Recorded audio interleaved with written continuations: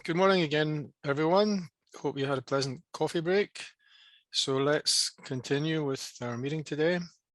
And the next presentation is from Nesrine Kaaniche from Telecom SudParis. And she'll talk about privacy preserving challenges for urban safety. So please, if you're ready, Nesrine.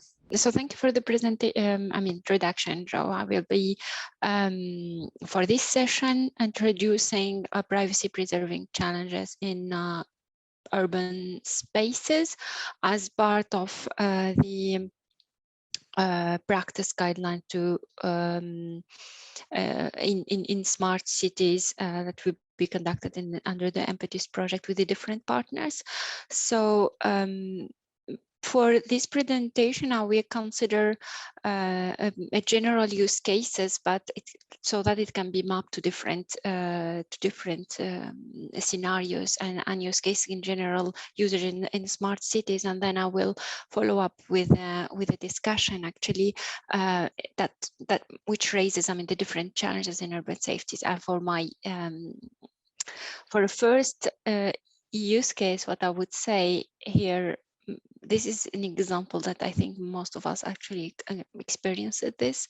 I have been, this is really very personal use case or scenario. I have been using in applications. Is it just I'm showing YouTube an example, but it can be any kind of an application or social media applications. Just to make it a general, I'm just looking for a specific video when I was in Paris area, and I got some advertisement. This is the way that some of the videos work.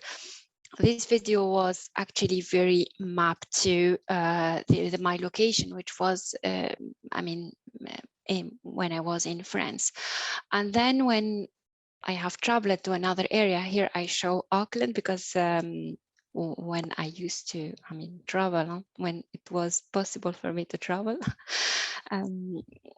just because I'm using the same device. And then you see when I looked for the same video using the same application, I've got very different ads, which are also mapped to a specific event in Auckland area in New Zealand.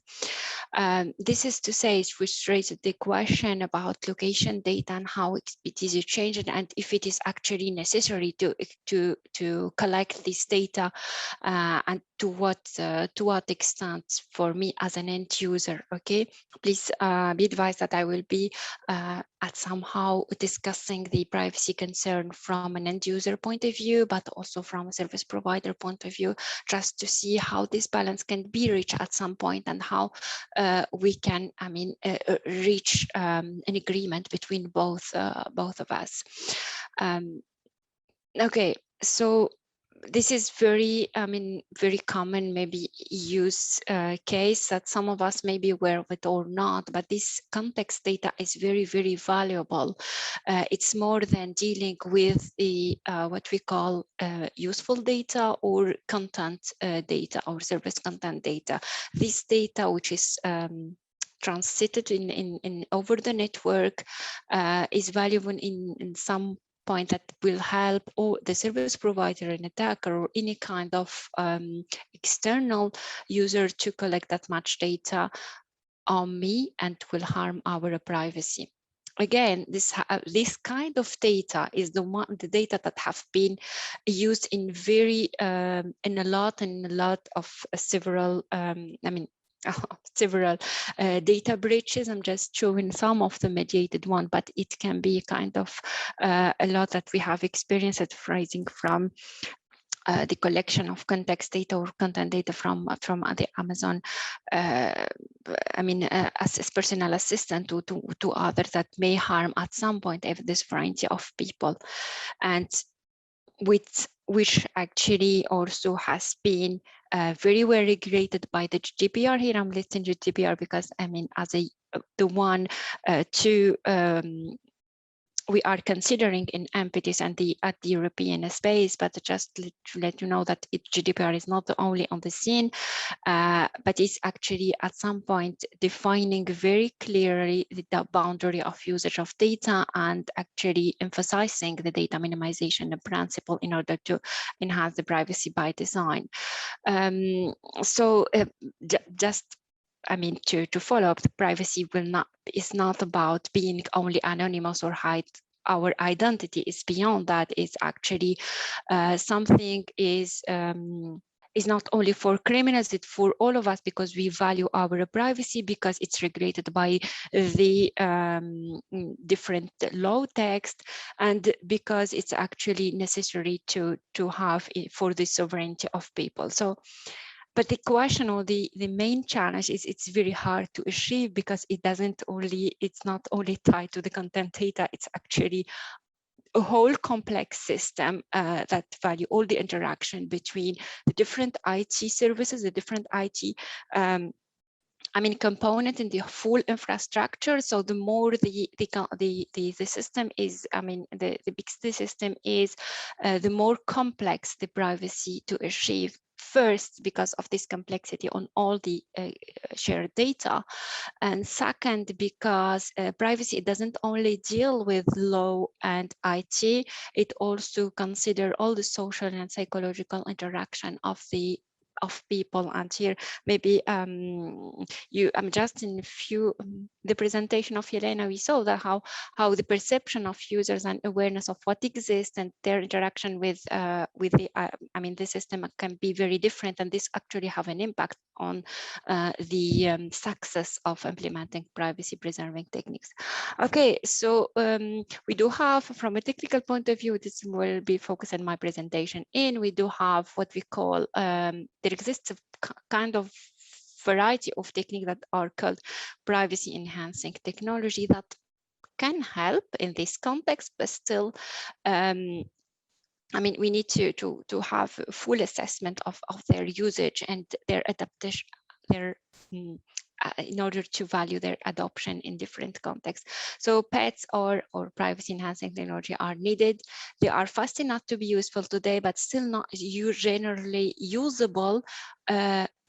Why? Because you might ask me why, because we still at some point with different services provider have not reached their expected utility or performances of the system when deploying such kind of technique. Okay, because here we do have that very challenging trade-off between privacy and the utility and performances of the system. So still the question that need always to be assessed at some point. Okay, so in this presentation, I will be providing like a general categorization of PETs that we have been conducting, and discussed, and then I will follow up with the different challenges that are raised and need to be considered when applying such, different technique to one specific scenario. Okay, again, I will be taking an example just to consider three types of services in a bigger, smart cities. Here I'm taking the example of a student at IMT living in Paris. She is using, any kind of web search engine. So here Alice, our user, wants to buy a mouse, a gray mouse, and from this we know that Alice has a profile in the web search engine. So considering this mapping, she will never got a gray mouse response. She will actually have a list of websites selling mouses. In the same context, when Alice is looking for a pleasant area without specifying the location, as I have just shown, so she will get some destination around Paris and some ads related mouse. Here just to to emphasize how those recommendation system might work based on the profile and based on what we can collect from context data on the interaction of the different service provider. Here I will also say this is a nice example of using web search engine to get it much general, but it's actually the same context if we are talking about social media, for example, interaction of users or any kind of a query server, client service kind of services.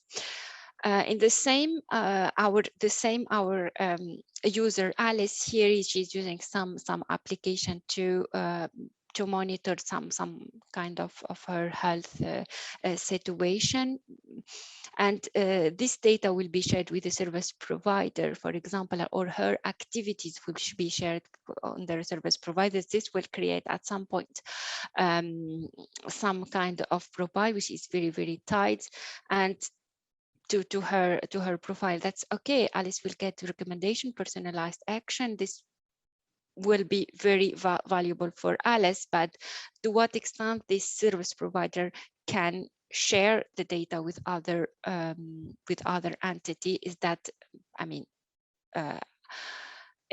regulated in an informed form or not? So here we need to value or assess the difference between inconvenience and having fun, or performances and utility. So it is the right balance.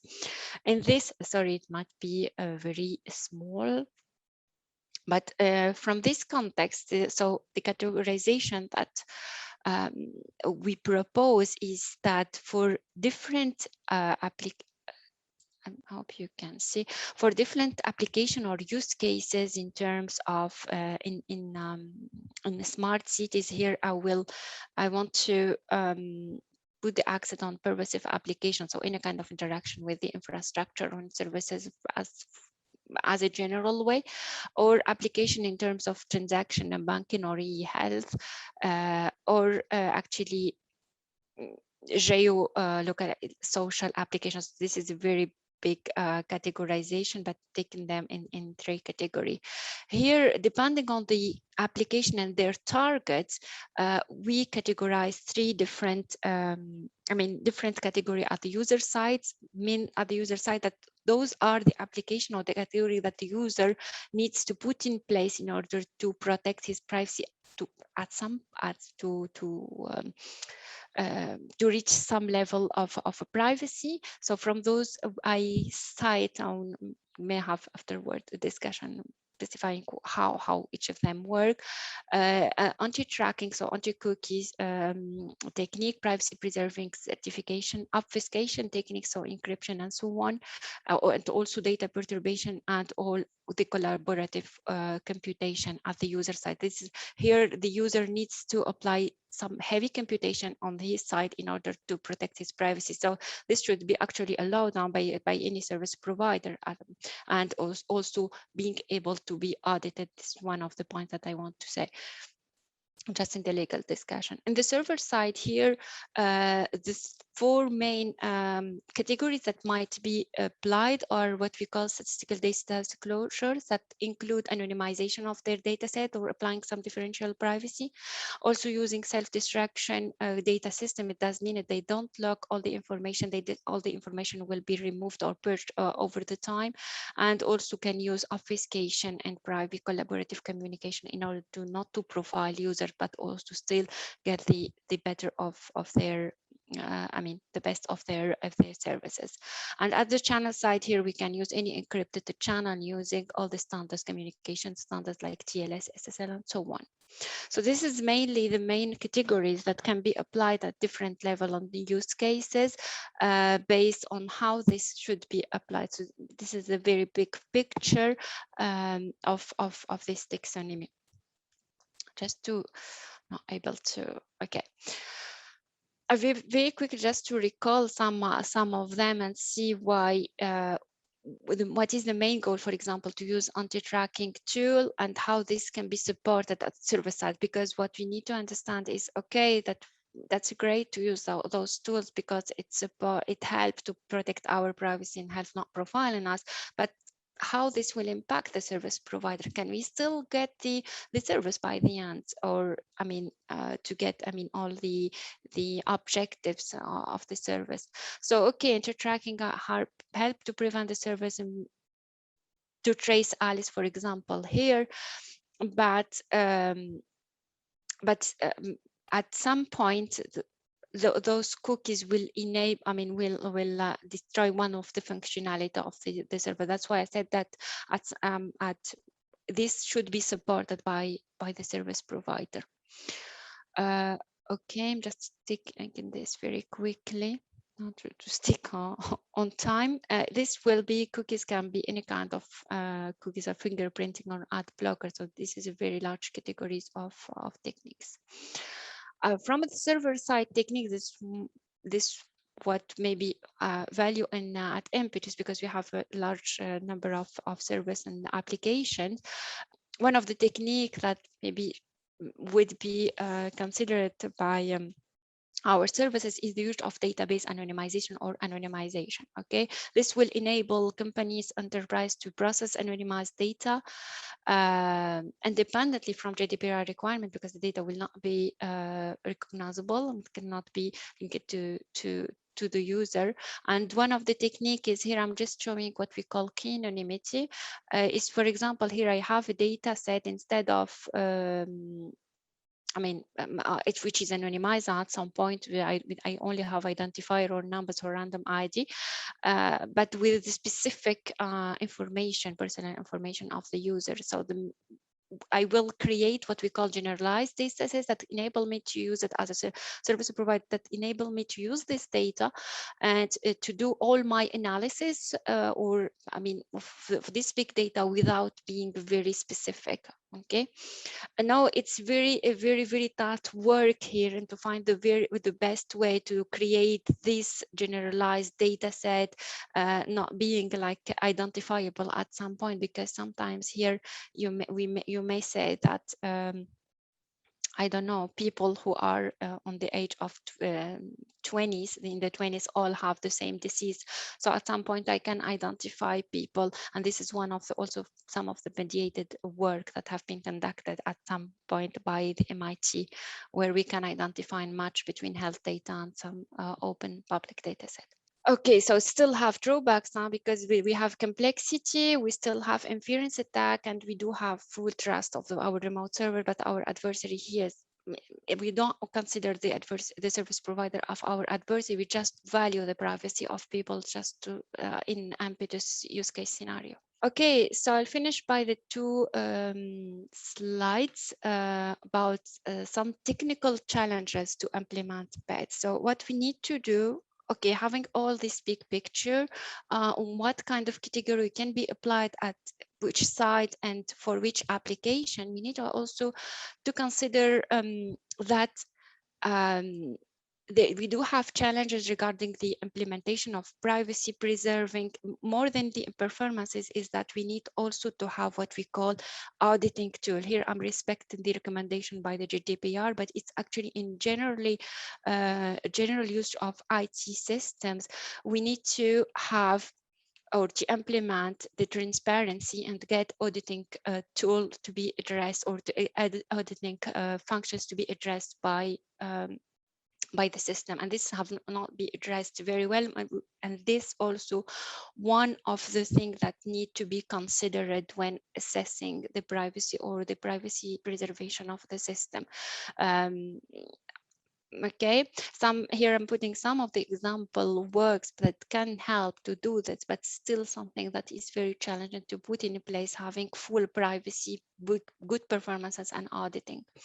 In the same way, the huge question is really to have a massive collection of data and also to preserve privacy while getting better in performances, especially for those are relying on AI, which is a big part what we are considering here on IMPETUS. So we need to be very careful when assessing the anonymity of performances. So there exists a lot of work, but still, crypto, for example, methods, but here we need to consider the efficiency and the quality of experience of the end user. Final point is here we need, as well as for the collection, to need good processing or lightweight processing of those for resource constrained devices, especially speaking, if we will be implementing this at the user side. But I think our work is more focused on the service provider. So this the processing, we do have much more computation capacity, which helps actually to resolve some of the challenges and the direction that we want to take in as a practical advice. Okay, we'll finish by those two, just to emphasize again the work that we do on in considering data privacy, and also the connection with all the ethical and legal issues. All the technical IT is a great that provides nice results and objective, but should be actually that we always consider what our the regulation says, and that should be under their framework, which at some point sometimes those are very, very general, and we cannot actually see the boundaries of that. And final thing is wanted to say is also about the social and economic challenges, because the perception and the social interaction user experience are also to be considered while talking about data privacy. Is not only an IT or a technical issue, it's a whole complex ecosystem that we need to consider. Okay, so in conclusion, for all what I said, it is important to emphasize that all of those challenges, we should not consider every IT system, every system as a standalone. We need to consider it as a whole system. So different privacy technology, sometimes some of the user side and the service provider side to be combined to ensure an acceptable level of privacy. Say acceptable level, but still not something that we can assess as much, because it involves different points. And here, so several solutions that we are considering to be deployed at different level in order to reach some kind of balance between privacy, utility, and ethics and fairness in our, especially by the usage of AI algorithm here in urban space, and what are considered as well in IMPETUS scenarios. And okay, thank you for attention. I'm here to answer your questions. Thank you very much, Nesrine. Does anyone have questions, either in the chat or in the Q&A? So if I may, Nesrine, I would ask you a question. Yeah. That very early in your presentation, you showed us some pictures from newspaper headlines saying that there's been a huge data breach and so on. Is there a danger that in some ways, in the minds of people, the battle is already lost? People have read these headlines and they think this happens no matter what. No matter what GDPR and technology, these leaks seem to happen anyway.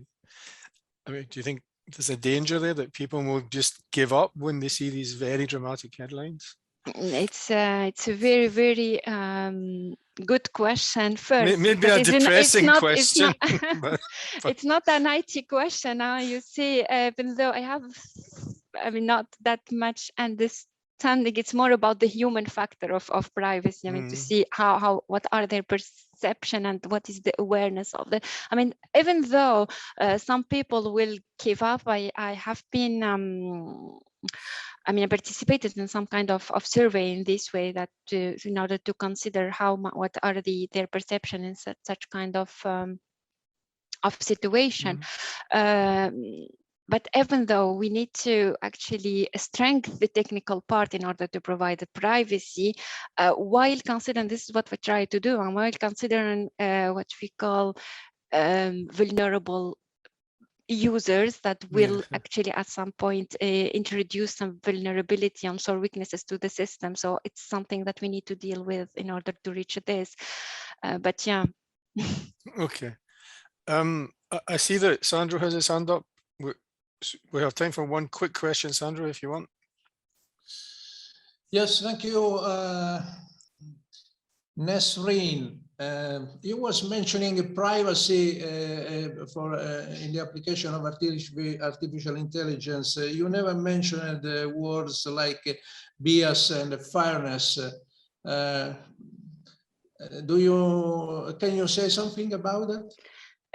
Yeah, thank you for the question. Actually, I said very quickly by the end in the conclusion, actually. So biases does exist. Okay, so this is something that that we need to deal with, and actually something that I also want to mention, privacy techniques may raise the biases, privacy technique applied to AI, if I say this in a general way. But here, what we are considering, I'm talking about the use cases that are, I mean, how we use AI algorithm in IMPETUS. It's more collecting data, processing this data, and somehow applying some anonymization or some statistical data disclosure techniques. So the work will be actually over the database itself, or what we have as a content, and then apply the AI algorithm. This way will help actually in the pre-processing to consider this issue. I will not consider the ethics parts, but it's actually something that needs to be discussed, and we are I think this is something I'm not involved to, that provides some advice on those issues. Okay, thanks, Nesrine. I think we have to close it there because of the time. So thank you very much, Nesrine. Thanks for you. And now let's move on to the next presentation, which is going to be led by my colleague, Martina Ragosta, on validating sensitive technologies in realistic operational environments. I've understood that perhaps, Martina, you might involve some other people too at some point, but I'm sure you'll explain that to us as we go. So please, Martina.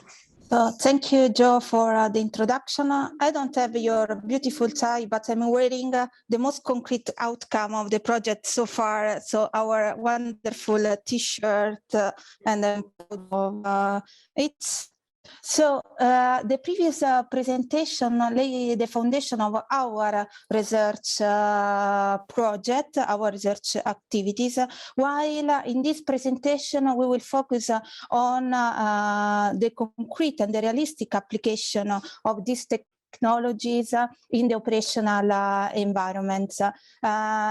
This is the consortium that you have already seen several times, and the two, I would like to remove this. Okay, the two cities, the smart cities that are our partner in the project are Oslo and in Norway, and Padova in Italy. And the validation activities are divided into three main phases.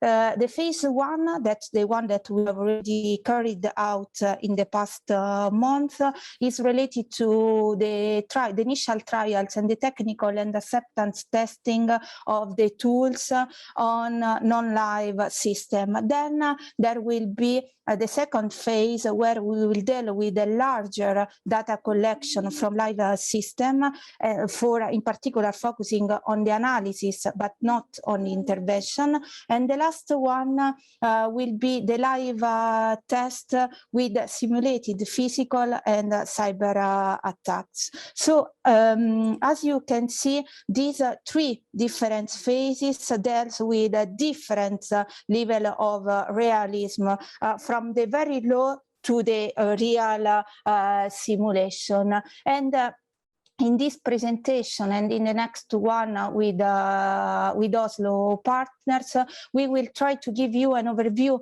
of what has been done in the acceptance pilot.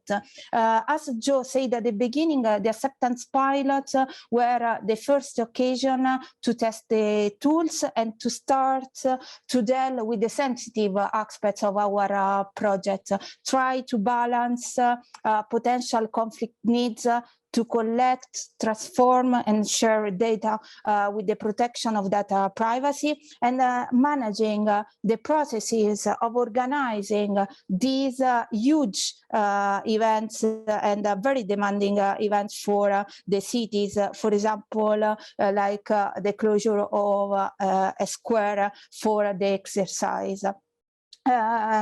These activities required a lot of preparatory activities. We asked and we involved all the national and local authorities for getting the right approvals, because as you have understood from the previous presentation, we care a lot about ethics, privacy, and safety. We involved in the scenario definition the relevant stakeholders and the COSEC members. We defined together the different roles and responsibilities, not only from the technical point of view, but also from the organizational point of view.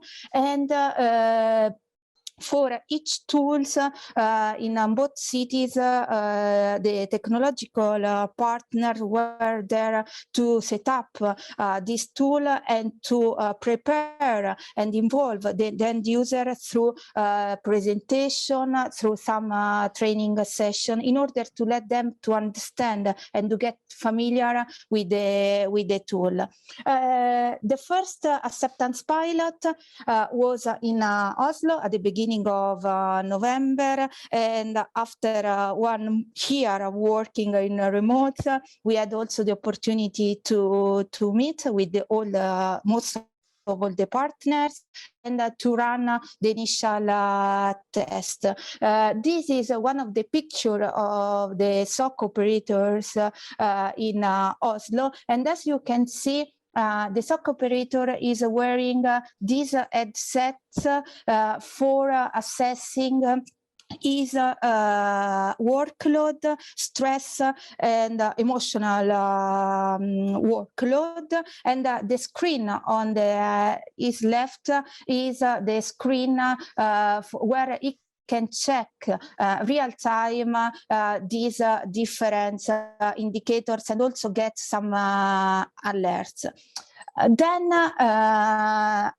for each tool at the end of the test, we organized with the operators dedicated debriefing, focusing essentially on usability and operational aspects, and we collected preliminary feedback to improve not only the tools but also to do better during the acceptance pilot in Padova, despite the time was very, very short between the two activities.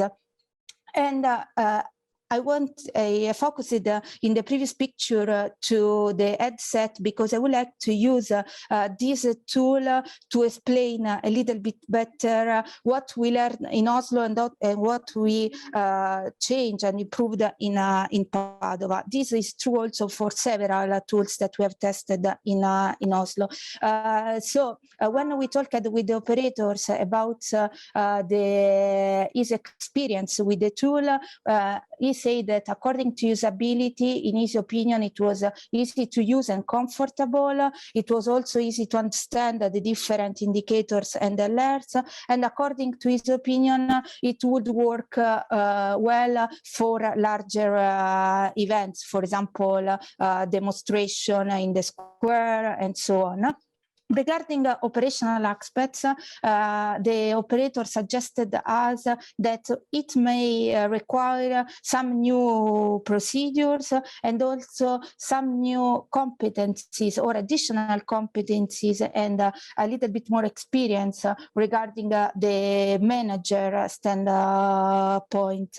And he suggested us to try these tools with more operators and also to test it also with the supervisor in the SOC rooms. So then after 1 month, less than 1 month, we had the opportunity to have the second face-to-face meeting in Padova, where despite the COVID restriction, most of the partners were able to attend. We were able to take into consideration and to implement mainly all the feedback and the lesson learned in Oslo, and also to test some tool together. I would like to share with you this nice video. I just can you see the video now? This is a Piazza dei Signori in Padova, where we had the opportunity to test different scenarios with several volunteers for the police, the Carabinieri, Protezione Civile, and all the participants were informed, and all them signed the consent form. So we took care again of the ethics issues. And here you can see how they were escaping from the square due to people fighting or unexpected events, like, for example, the closure of one of the exits, or with some different scenarios that we will see in a few seconds. So if you see the umbrella and the other things, because the weather was not so nice in Padova, while in Oslo we had very sunny days, but also because this was useful to test the weapon detection tool and the false alarm. You see our project coordinator behind the signs with the media that were present for asking questions, because these events also raise public interests. And this is almost the end of the video, but if you pay attention, you can see this guy with a fake gun, because also this was one of the tests, how people can escape in case of an attack.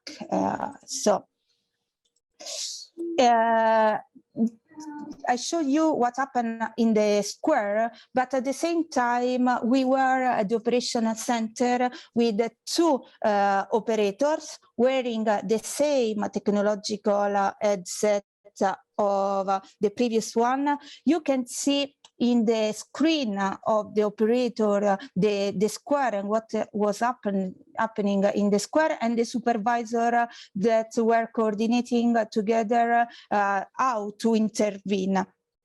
This is also another short video.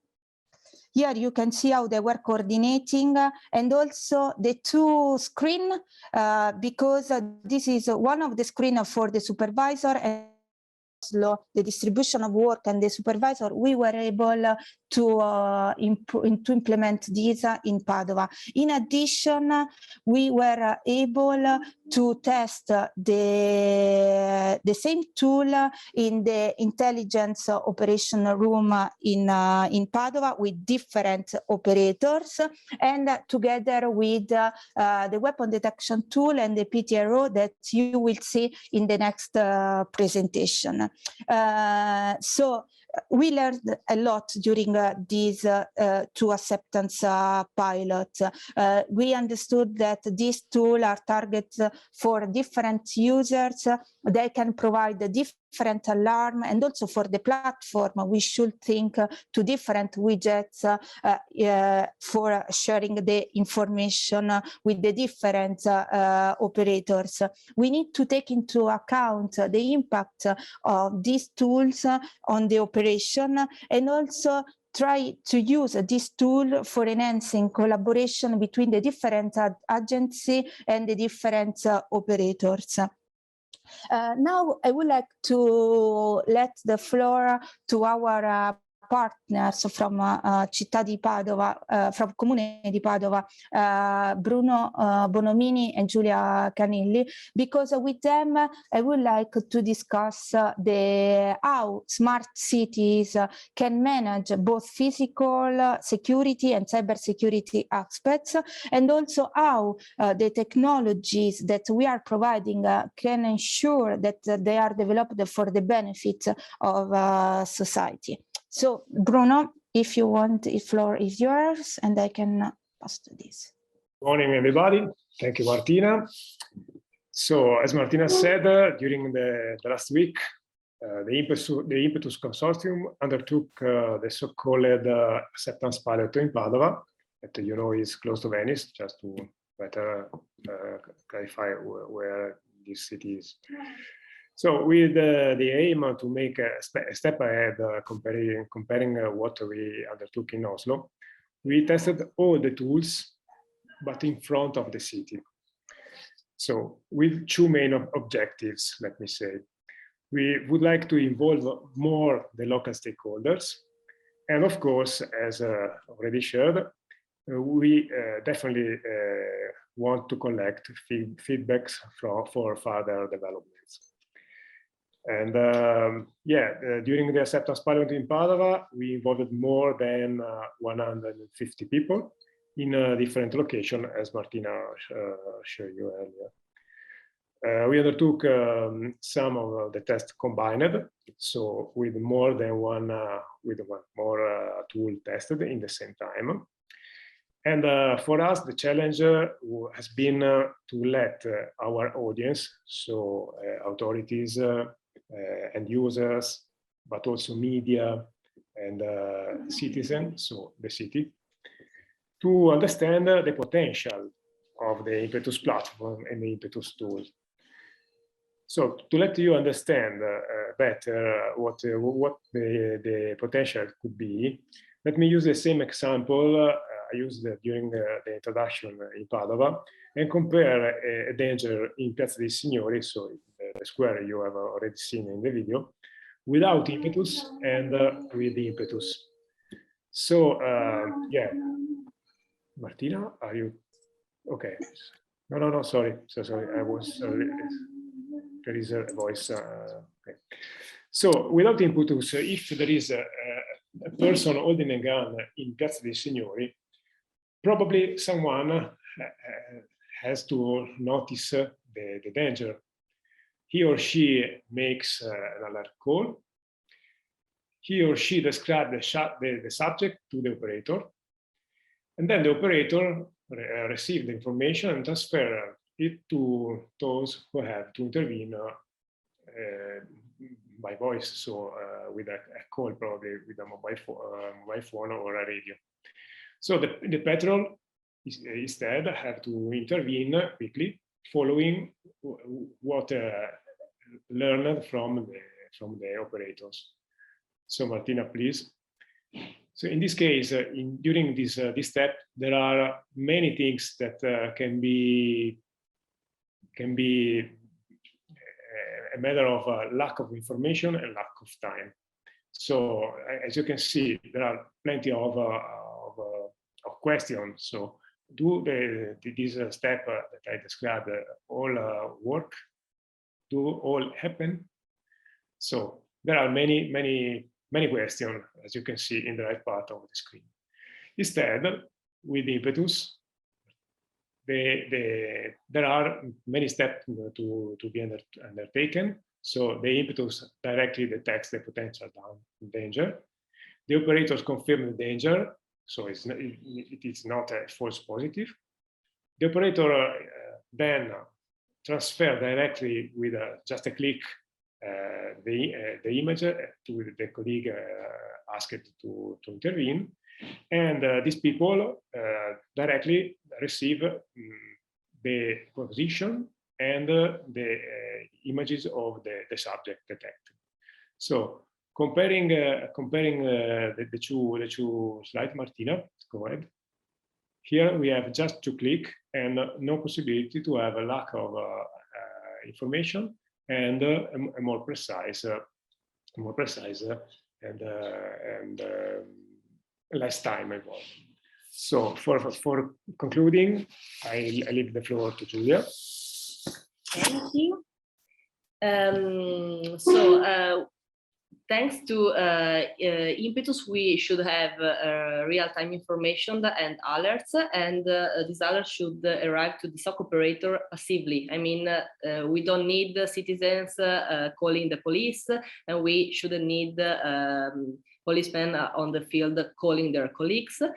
Then we should have a greater completeness of information and a better coordination between those called to intervene that are, at least in Italy, the different police forces, and for example, ambulance and firefighters and so on. So thanks to all these things, which are the expected value.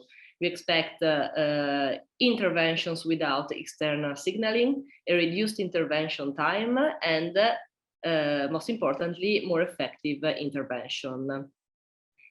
If we can go, thank you very much. So what do we have to do to achieve these goals and this added value? And with we, I mean the whole consortium, so the partners and the cities are the stakeholders of the city, actually. We need to do other tests together. We need to share feedback, ideas, and impression. And we need to implement the tools and platform. These two last points are really related, since we will develop in the appropriate way the tools and the platform just if we keep on collecting the feedbacks of the end users and taking into consideration, of course, the advice of the technical partners. So we should solve together any issue connected to the data management, and also, and this is very important, we should think about the different operating modes, since the introduction of new technologies will bring new operating models with it. That's it for me. Thanks a lot, Giulia and Bruno. Before moving to the question and answer, I would like to ask you a question, and you can go just to menti.com and use the code 3939927. And the question is very simple. What is according to your opinion, what is the most relevant aspect to address security issues in public space? So please start to vote so we can see real time the results. Okay, so yeah, just to show you the correct answer. Let's see if it works. For us, actually, there isn't a right answer. We need to take into consideration all these three different aspects, as Matthieu, since the beginning of this conference, said, because all of them should be carefully taken into account in order to develop a technology that will be ethical and useful for the end users. So you can follow us on our project website, on Twitter, on LinkedIn. And now, if you have a question, just ask. And thanks a lot for your attention. Thank you very much, Martina, Bruno, Giulia. Okay, I have a question. You were talking about, in doing this validation, to some extent you were evaluating the technology and how well it works, but you were also evaluating how it fits into the working processes that people would be using. And just based roughly on these work that you did in Oslo and Padova, and the lessons you learned, was the balance between them equal, or was one much more dominant than the other? Did you spend most of your time looking at bugs in the hardware, the software, or most of your time figuring out who should use this, when should they use it? Or was it all of these things, all mixed together? you know, this was our initial, in Oslo in particular, was the very initial test. And I think on the technological side, we didn't have so many issues. At least all the partners were able to deal with expected and unexpected issues, to do bugs and these other things. And when we talked with the operators, they were really interesting in understanding the impact on the processes and on the procedure, because for them this is the main relevant part. But also they were really able to provide useful feedback for all the three different aspects. And we saw some progresses from Oslo to Padova. So we are very, very positive for the next validation activities. And then in the next presentation also, Oslo will provide additional feedback on the resilience and how the experience has been in Oslo. I don't know if just Bruno want to conclude with some sentences from your side. Thank you again. Yes, I do agree with the survey. I mean, the three pillars of our project are all more important, are really equally important, but there are for sure some challenges related to processes. I mean, because changing is always painful, and for everybody, for a so strict structure like a public administration will be even more complicated. So our challenge here for sure in the next months will be to help the local stakeholder to understand how to adopt the solution we are developing, but also to how to really change the processes they are used to. Okay, thank you, Bruno. I think we have to move on because of the time, but I just want to make a remark about the survey asking people to say whether technology, ethics, or processes is the most important. I want to complain because it's an impossible question to answer. It's like asking someone what was the best thing about the meal, the food or the wine. The food wouldn't be good without the wine wouldn't be good without the food. You need both of them for a good meal, and you need processes and ethics and technology in our solution. So it's not really fair to ask which one is the most important. But so I voted for technology because I knew it would be the loser, and I like to support the loser. So, but you know, I always ask very hard question. This is my role in the project. And I always complain as well, so that we're just fulfilling our normal roles. So, okay, thanks anyway, and let's move on now. So the next presentation is called Public Safety in Smart Cities, a Transitional Resilience Perspective. And the authors of this are Olav Grøtan from SINTEF, with Andrea Bjarkø also from SINTEF, Osman Ibrahim and Gjetrang from Oslo City. And my understanding is that Olav is going to do the presentation, but I'm not completely sure. So we'll wait and see who appears on the screen. Thank you, Joe. So we will be presenting the content of the article of Public Safety in Smart Cities, a Transactional Resilience Perspective. So in this article, you will find several concepts which is used in the work in IMPETUS Work Package 6, Platform in Operation. So I am Gjetrang from City of Oslo, and we'll be presenting the perceptions from the City of Oslo, and Olav will go more into details of the article. As cities, we need to prepare for an infinite range of risks. We know that something will happen, but we don't know how, when, or where. As a part of the city's responsibilities, it is to identify and analyze risk factors for the city and its inhabitants. The insecurities in the large and complex systems that a city is causes a need to be resilient.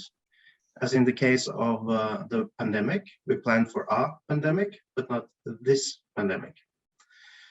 When plans can't be made for every conceivable or unforeseen challenge, functionality may be past its ability to operate. We will need to be prepared for it through resilient measures so we can adapt to the challenges and create alternate ways of functioning. This may be improvising solutions beyond our plans, such as finding acceptable degraded modes of operations or alternate resource management than what we originally planned for to recover from the impact. Security operation centers will continuously be developing along with the threat pictures and new technologies. SOCs are operating in environments where their primary duties are to discover and to handle events which will often have a higher risk of being challenging for various functionality. It's vital to protect their ability to operate normally, while also increasing their competence and capacity to handle the constantly changing threat pictures and the tools that they have to perform their duties.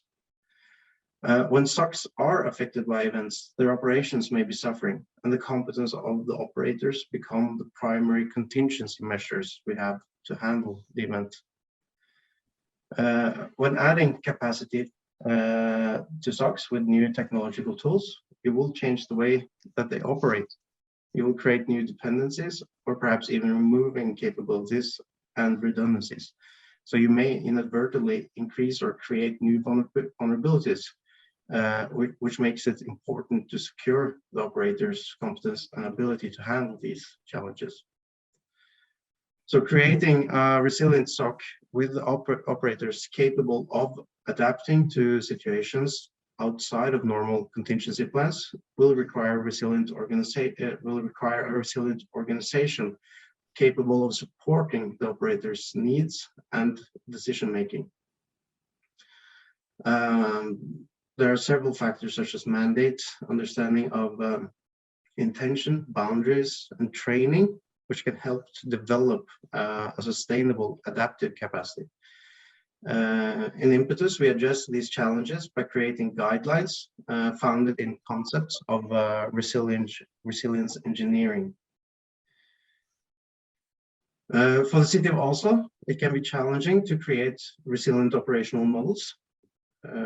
We provide several vital societal functions and other services to citizens, while we also work to increase safety and security in urban spaces and public buildings. Our SOCs within these various functionalities will have their own local needs in cybersecurity, urban security, site security, or security of supply chains. Our way of organizing what resources we dispose and responsibilities we have may be different from other cities in Norway or in other countries because of the context that they operate in. To the best of our abilities, we take this into account when we in Impetus are developing operational guidelines. In our approach, when developing these guidelines, we will actively use findings and results from our pilots in Impetus, the operational experience from the pilot cities, Oslo and Padova, in addition to the experience across the COSAC network and the Impetus consortium. For organizations adopting Impetus in their operations, it will be vital that the guidelines provide the ability to create resilient organizations based on local needs. So I'll leave the floor to my colleague, Olav Grøtan. Thank you. Yeah, as Simon said, that resilience now, the smart city resilience is a result of efforts from many contexts, many sources. But talking very generically now, not from Oslo context necessarily, I will say that first of all, we need a kind of typology to understand the different sources of resilience in terms of types. Here are 3 types that we use in this paper. And because as also Sandro showed us before the break, that resilience is always often projected as a kind of curve. There's a function that loses its value and then is restored. But resilience is the underlying ability to uphold that curve. Resilience is not synonymous with a curve. So here we discriminate between three sources of three types of sources of regions of resilient performance. Very fashionable typology, theory A, B, and C. That was the best I could come up with, so to say. But theory A says that resilience is an intrinsic part of the function or the curve on which the effect of resilient performance is projected. That is, it can be just sheer redundancy in a function. It could be a fault-tolerant ICT system, or it could be a feedback control loop. It can also be in this smart city resilience context a kind of common repository or coordinated plan to use to share resources. But theory A is not the most interesting in this context, but it will be ingrained in also theory B and C. And theory B means that you have a repository of organized and supportive resources which are designated to uphold a specific curve through different phases, through a phase-oriented contingency, which means that this type of resilience, this type of resilient performance is a result of risk management, of emergency preparedness, of business continuity plans, and so on. So they are designated, oriented towards different phases here. While theory C is about the underlying principles and conditions for sustained resilient capabilities. They are drawing on the finite-based resources. They are dealing with complexity, emergence, and brittleness. And the main distinction here is that in a theory C source of resilience, it's about being poised to adapt and without having a blueprint. You are actually preparing for a situation in which you have not expected, you are really surprised, and when it happens, you are already on the brink on what you are prepared for. So you have to manage being on the boundary of what you are prepared for. So when we then look at the actual adaptations to a resilient performance, so to say, the actual adaptations, which you might derive from theory B point of view, they are less interesting in the theory C point of view, because then it's more about, we are more interested in the underlying adaptive capacity that makes it possible for adaptations to emerge according to the situation. And this kind of resilience, this kind of adaptive capacity needs to relate to the underlying resources that are available, the priorities and the policies of this organization. And talking very broadly, theory C is what kind of resembles this idea of resilience engineering mostly. Okay, and then also Sandro also showed us that resilience has many sources. It involves the whole city, not all the city, the community, the people, the technology, society at large. So what we try to do in this nexus model to say that we try to focus on some areas, some sources of resilience that are relevant, for instance, for the smart city resilience. And we do this by this nexus model, which is combining different sources. And these sources are characterized by being located someplace at a locus, and they have an objective, which may be connected, associated with theory B or theory C. And what we have here is first and foremost, which is maybe the most usual way of talking about resilience, is a kind of enhanced preparedness or towards disruptions, meaning theory B, which this is rooted in the risk and crisis management process in aiming for enhancing the preparedness towards what is anticipated. But on the other side, from a theory C or resilience engineering point of view, this kind of type of robustness, which it actually seems like from that point of view, is fragile, because you prepare for something and you are prepared for that, but when something else happens and the system has migrated into some other modes of functioning, you actually can be taken by surprise, and you are robust yet fragile. Therefore, you also need the sustained adaptive capacity, which is located in a complex socio-technical system, while the enhanced preparedness is located in a risk management process involving other people. So, and we can also then extend this, which I don't have the time to go into now, but there's also a management and organizing process point of view here, which is responsible at a more distance to kind of calibrate the resources and look ahead and make a strategies and see to that the balance between the two on the upper side is proper. And resilience does neither need to be originated from a organized point of system. Resilience also resides in community, by citizens, by civic understanding and efforts to contribute to this. And they have some other objectives, which is maybe more in the long term. So this is the using the theory A, B, and C concept as a typology. We put this together into the this nexus model, saying that resilience emerges, it's eclectic and it's polycentric, and it emerges from, for instance, these four, and we concentrate further on the two upper ones, because they are the most interesting for the first step. We need to develop a kind of coexistence between enhanced preparedness and sustained adaptive capacity. And this discriminating between these are very important. It's very important. It's, as Wildavsky stated in 1988, that resilience is needed as an intellectual and instrumental counterweight to what he called the obsession with prediction. And also Joaquin said that the ability to cope with the unexpected requires a different mindset than to anticipate its occurrence.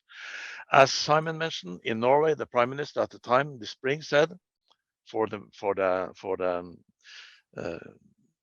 pandemic, we were prepared for the pandemic, but not that pandemic. And that statement captures this distinction between these two ways of creating resilience, because you can create as far as you can imagine how a pandemic will look like, and you can create the rules, and you can even devise some directions for modifying or bending the rule. And you might even conceive that somebody have to stop, act beyond the rule and say something about that, but you also need to say stop in time. You cannot take this kind of measure further than this. That you can do.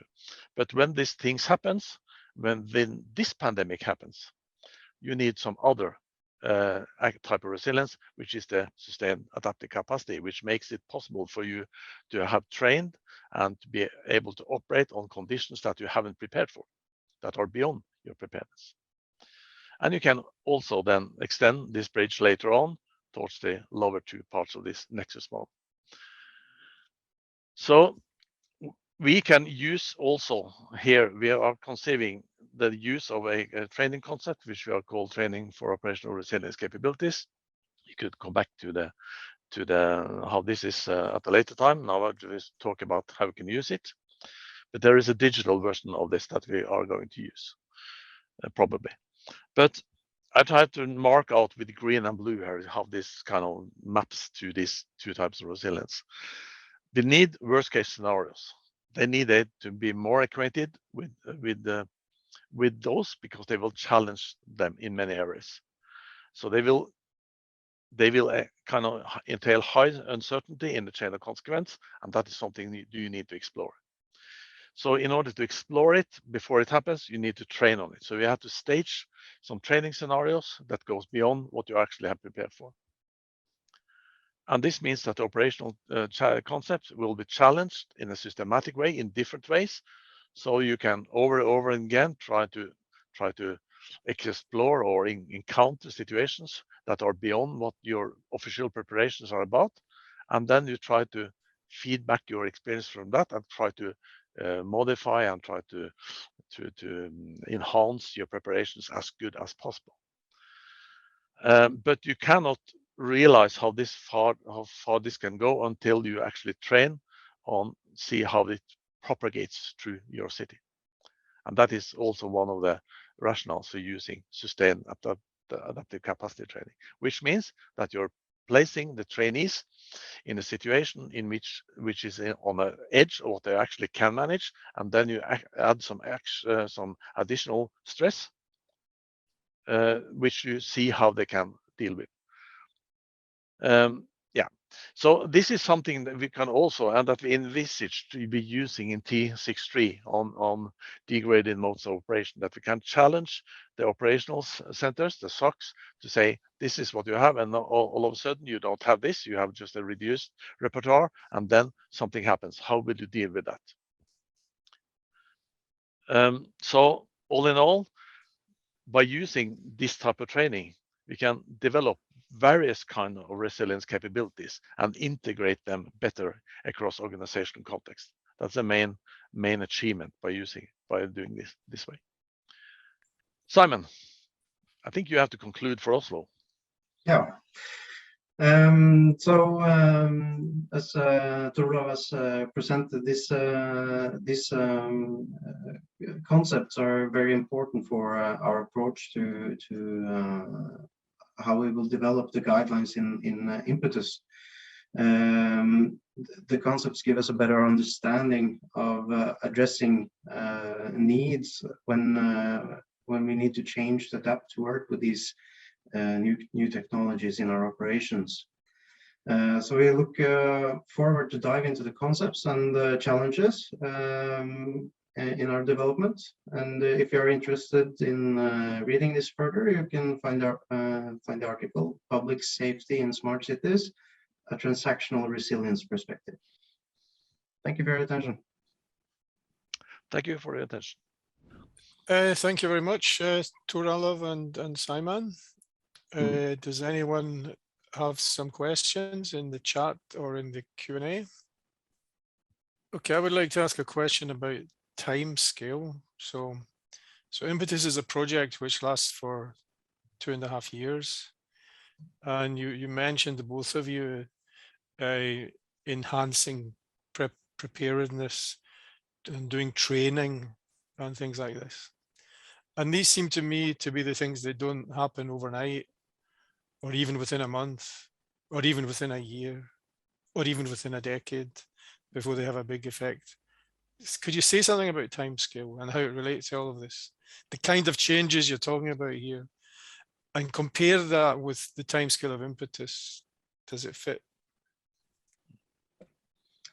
I can say that from our perspective, as you said, this is something that has a long time scale. You could perhaps even address it to culture that you need to develop.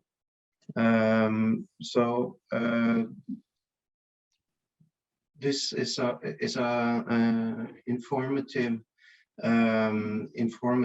guideline which is supposed to develop understanding so that you can adapt to your local needs and work on your organizations in a long-term perspective outside of the IMPETUS time scope.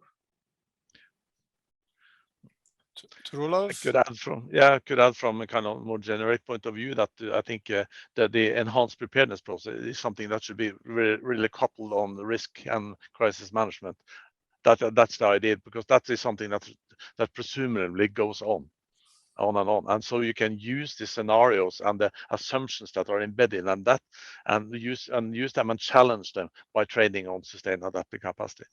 And I think we have a relevant example in Norway now for the pandemic, because in 2 days the government actually decided that there's almost a U-turn in how we are actually dealing with the Omicron variant of the virus. So I think the preparation that you had in place, that were kind of prolongation of what we have done all this autumn, all of a sudden took a different direction. And that could be something that you could kind of rehearse on in advance. You could say that, what if another variant of the virus shows up, and the government actually tightens their grip on things, and the regulations all of a sudden are more strict. What do we do then? So that's the kind of surprise event that you could use sustained adaptive capacity training to challenge, to say, okay, we have no plans for it. What would we do actually if we had to encounter that kind of situation? Then you can create some experiences, some lines of thought that you can take back in your preparation. So if But I I'm understand not you, speaking. Yeah. I'm not speaking for Oslo here. Yeah. That's speaking very generically. Simon has to answer for Oslo. yeah. But if I understand you, you're saying that, you know, some long-term planning and preparation can enable short-term responses when something actually happens. Yeah. Okay. But on a similar dimension, though, that so some of the technology that Impetus is providing, for example, the weapon detection tool, is something that I could imagine, if it works the way it's meant to, could have a fairly immediate impact on how working processes happen. Just, you know, if it's adopted and works, then that could happen quickly. That could happen. Yeah. So you can prepare for that, but you can also then think of the situation that you are prepared for that, you get accustomed to having that tool, and all of a sudden you don't have the tool. What do you do then? Yes, yes. Okay, I see Sandro has his hand up. Do you have a quick question? We're into lunch break now, just so everyone's aware. So do you have a quick question, Sandro? Yeah, thank you. It's not a question, it's a comment. I fully agree with Thor and Jan. And I remember that when I was a student, one of my professors used to say, tool is only a tool. And that is still valid. Organization is the most difficult aspect with the resilience. Thank you. Okay, thank you, Sandro. I think with regard to the time, I think we should close the session here for the lunch break. And we come back again then at 2 o'clock we come back, and then we're going to have a technical presentation about the Impetus platform from Radu from Iveco. So see you all at 2 o'clock then, and enjoy your lunch. Thank you. Thanks.